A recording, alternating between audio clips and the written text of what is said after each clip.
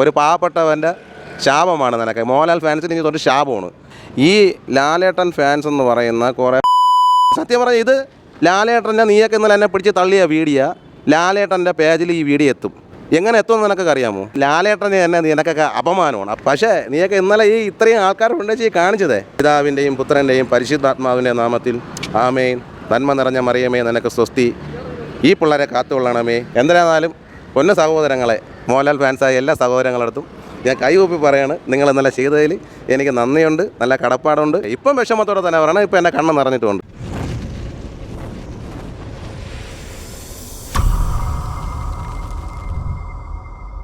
നിങ്ങൾക്കറിയാമല്ലേ എൻ്റെ ഇപ്പോൾ mango chilli എന്നാണ് പറയുന്നത്. ഞാൻ ഓരോ സിനിമകൾ ഇറങ്ങുമ്പോഴത്തേക്കും ഞാൻ ഓരോ നടന്മാരുടെ വേഷം കെട്ടിയാണ് ഞാനിവിടെ വരുന്നത്.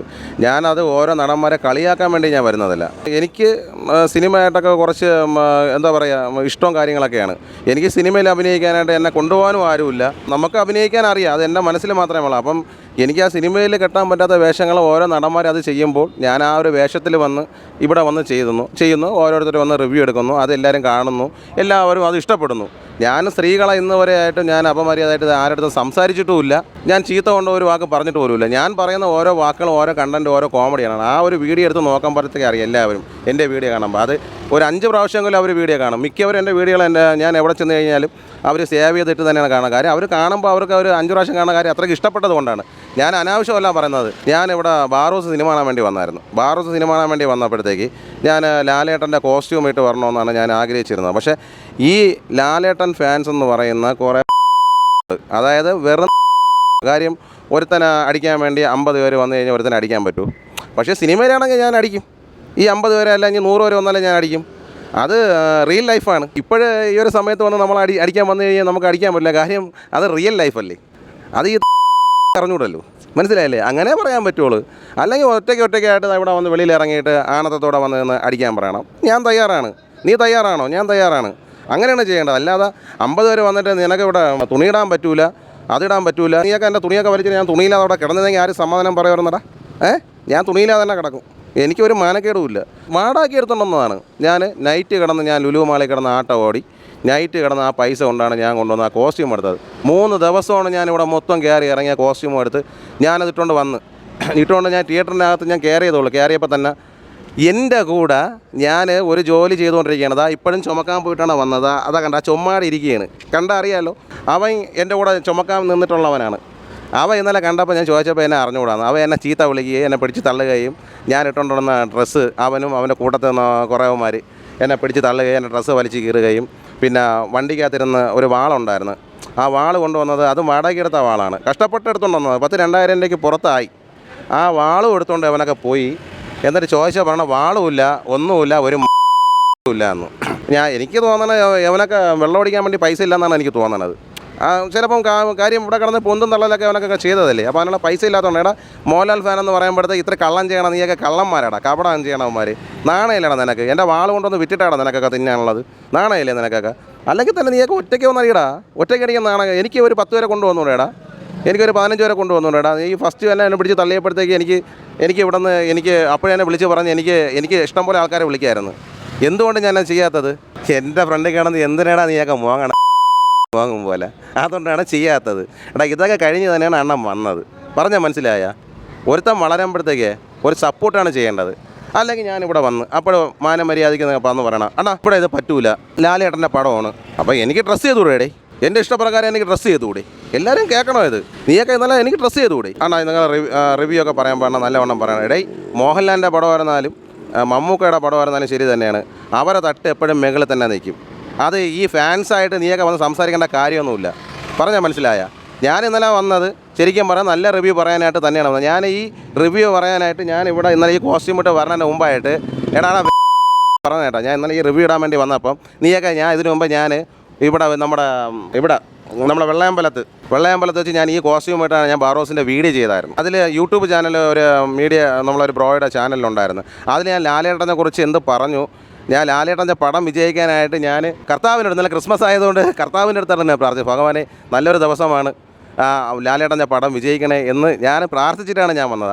എന്നെയാണ് എന്നെ ഇന്നലെ എന്നെ ഈ വേലകൾ ചെയ്തത്. എടാ നിൻ്റെ അടുത്തൊക്കെ ചോദിക്കണത് മേഖലയിരിക്കുന്ന ഈശ്വരൻ ചോദിക്കൂടാ. ഞാൻ പറയും എൻ്റെ ശാപം നിനക്കൊക്കെ ഇന്നലെ തൊട്ട് കിട്ടി തുടങ്ങി. എൻ്റെ ശാപം നിനക്കൊക്കെ ഇന്നലെ തൊട്ട് കിട്ടി തുടങ്ങി. നിരപരാധിയായി എന്നെ നീയൊക്കെ ഈ 50 പേര് ചേർന്ന് എന്നെ ഉപദ്രവിച്ചത്.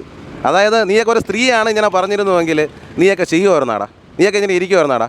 ഇന്നലെ ഇവിടെ പോലീസുകാർ കൂടെ വന്നു. പോലീസുകാർ ഇവിടെ വന്നിട്ട് അവരാർക്കും അനുകൂലം വേണ്ട. നീയൊക്കെ പറഞ്ഞ പെണ്ണുങ്ങളെ വരുമ്പോൾ ചീത്ത പറയണമെന്നാ. ഈശ്വരൻ മേഖലയിരുന്നെല്ലാം കണ്ടുകൊണ്ടിരിക്കുകയാണ്.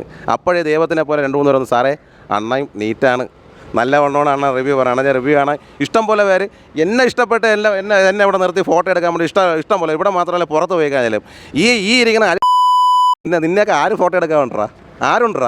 ആരുണ്ട്? നിന്നെയൊക്കെ വെറും പറയാനേ പറ്റുള്ളൂ. മനസ്സിലായില്ലേ? ഞാൻ ഇപ്പോൾ ഈ തിയേറ്ററിൽ തന്നെയാണ് വന്നിരിക്കുന്നത്. കാര്യം നീയൊക്കെ മനസ്സിലാക്കണം. ഞാൻ യൂട്യൂബ് ചാനലിലെടുത്ത ഈ പടം തുടങ്ങുമ്പോഴുള്ള ആ വീഡിയോ നീയൊക്കെ കാണണം. ലാലേട്ടനെ കുറിച്ച് ഏതാണെന്ന്. കാര്യം ഞാൻ ലാലേട്ടനെ നിന്നെ കാട്ടി അതിലേറെ ഞാൻ സ്നേഹിക്കുന്നതാണ്. മനസ്സിലായ? ലാലേട്ടനായിരുന്നാലും മമ്മൂക്കായിരുന്നാലും അതിലേറെ സ്നേഹിക്കുന്നതാണ്. നീയൊക്കെയാണോ ഫാൻസ് എൻ്റെ വാളടിച്ചുകൊണ്ട് പോയാൽ? ഇന്ന് നീയൊക്കെ എൻ്റെ വാളടിച്ചുകൊണ്ട് പോയി, നാളെ നീയൊക്കെ എൻ്റെ നിക്കർ അടിച്ചുകൊണ്ട് പോകില്ലെന്ന് ആര് കണ്ടടാ?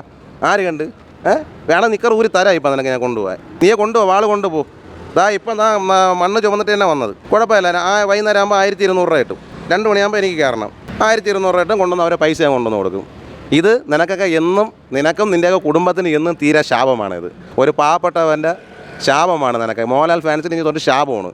എടാ നീയൊക്കെ അല്ലേ പറയണം, അണ്ണാ നിങ്ങൾ നല്ല റിവ്യൂ പറഞ്ഞിട്ട് പോയി. നീയൊക്കെ പറഞ്ഞില്ലെങ്കിൽ നല്ല റിവ്യൂ പറയലോടാ.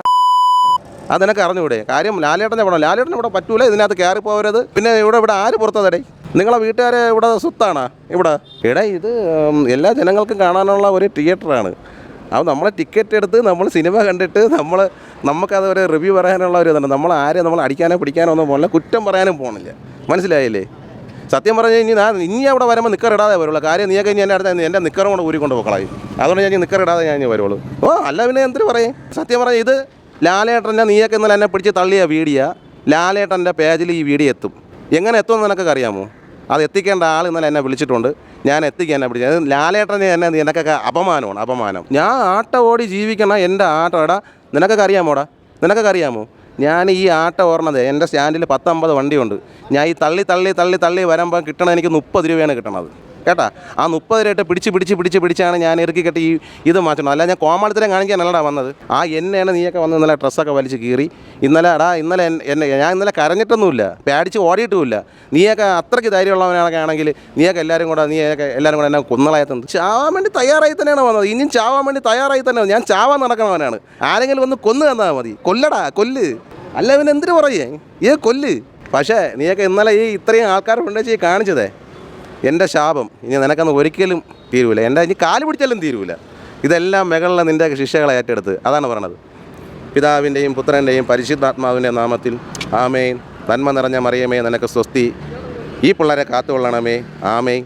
കാര്യം ഇങ്ങനെയാണ് ഞാൻ ഇന്നലെ പ്രാർത്ഥിച്ചത് ഭഗവാനെ ലാലേട്ടൻ്റെ പടം വിജയിക്കണേന്ന്. ഇന്നലെ നീയൊക്കെ ഈ പടം കണ്ടിട്ട് നീയൊക്കെ ഇറങ്ങി. ഇവിടെ ഞാൻ റിവ്യൂ പറഞ്ഞില്ല. എത്ര പേരുടെ റിവ്യൂ ഈ നിമിഷം വരെ റിവ്യൂ പറഞ്ഞില്ല. എത്ര പേര് നല്ലതെന്ന് പറഞ്ഞു? നിങ്ങൾ ആരെങ്കിലും ഇത് ചെയ്തായിരുന്നു? നിങ്ങളിവിടെ ക്യാമറ എടുക്കാൻ വന്ന് നീയൊക്കെ ഇന്നലെ ആ ക്യാമറ അടിച്ച് പൊട്ടിച്ചിരുന്നുവെങ്കിൽ നീ എൻ്റെയൊക്കെ വരട്ട്. എനിക്കറിയാം നീയൊക്കെ വരട്ട്. നീ ആ ക്യാമറ പൊട്ടിച്ചിരുന്നെങ്കിൽ നീ ആ സ്പോട്ടിൽ തന്നെ നീ നല്ല ക്യാമറ അവന് വാങ്ങിച്ചു കൊടുക്കുമായിരുന്നു.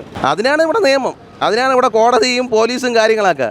എനിക്കിനി ഇതിൽ കൊള്ളൊന്നും പറയാനില്ല. പക്ഷേ എൻ്റെ ശാപമുണ്ട് നിനക്ക്. എന്തായാലും എനിക്ക് നിന്നെയൊക്കെ തിരിച്ചൊന്നും അടിക്കണ്ട.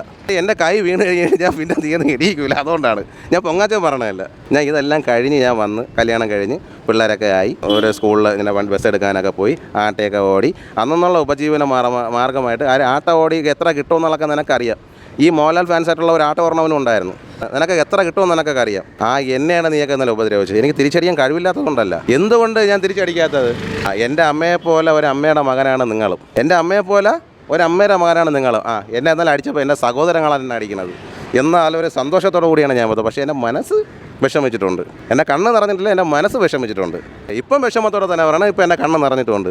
എന്തായാലും പൊന്നു സഹോദരങ്ങളെ, മോഹൻലാൽ ഫാൻസായ എല്ലാ സഹോദരങ്ങളടുത്തും ഞാൻ കൈകൂപ്പി പറയാണ്, നിങ്ങൾ ഇന്നലെ ചെയ്തതിൽ എനിക്ക് നന്ദിയുണ്ട്, നല്ല കടപ്പാടുണ്ട്. എന്നും നിങ്ങളുടെ സ്നേഹമായിരിക്കും. നാളെ നിങ്ങളെ ഞാൻ കണ്ടു കഴിഞ്ഞാലും ഞാൻ നിങ്ങളുടെ സ്നേഹത്തോടെ തന്നെ ഞാൻ പെരുമാറും. അണ്ണാ നിങ്ങളന്ന് പിടിച്ച ആളാണെന്ന് ഞാൻ പറയും. എനിക്ക് ഒരു വിഷമവും എൻ്റെ മനസ്സിൽ കാണൂല. നാളെ നീ ഒരിടത്ത് വീണ് കിടന്നു കഴിഞ്ഞാലും നിനക്ക് ഉപകരിക്കണം ഞാനായിരിക്കും. അല്ലെങ്കിൽ ഞാൻ നാളെ അവിടെ കിടക്കാൻ നമ്മളെ മാങ്കോച്ചിലിയാണ് ഞാൻ നമ്മൾ പിടിച്ച് തള്ളിയാണ് ഞാൻ. നീയൊക്കെ നോക്കിക്കൊണ്ടിരിക്കും. എന്നെ കൊണ്ടുപോകുക തന്നെ ചെയ്യും. എൻ്റെ വീട്ടിൽ അറിയുകയും ചെയ്യും. അതുകൊണ്ട് നമ്മൾ എന്നും മുഖത്തോടെ മുഖം നോക്കി കാണേണ്ടതാണ്. മനസ്സിലായ? പിന്നെ ഒരു കാര്യം, ഈ തിയേറ്ററിൽ ഇനിയും ഞാൻ വരും. നിങ്ങൾ ഇനി വരണമെങ്കിൽ എന്നെ കൊല്ലാൻ കണക്കിന് അങ്ങ് വന്നാൽ മതി. തീരാ ശാപമാണ്, അത് മാറിയൊന്നുമില്ല. നീ കിടന്നാൽ ഞാൻ എടുക്കണം, ഞാൻ കിടന്നാൽ നീ എടുക്കണം. കാര്യം നമ്മളെല്ലാവരും ജനിച്ച് നമ്മളിവിടെ വരുന്നതാണ്. നമ്മൾ ജനിച്ച് വന്ന് നമുക്ക് കുറച്ച് സമയമേ കിട്ടുള്ളൂ. ഇന്ന് കാണുന്നവനെ നാളെ കാണുന്നില്ല.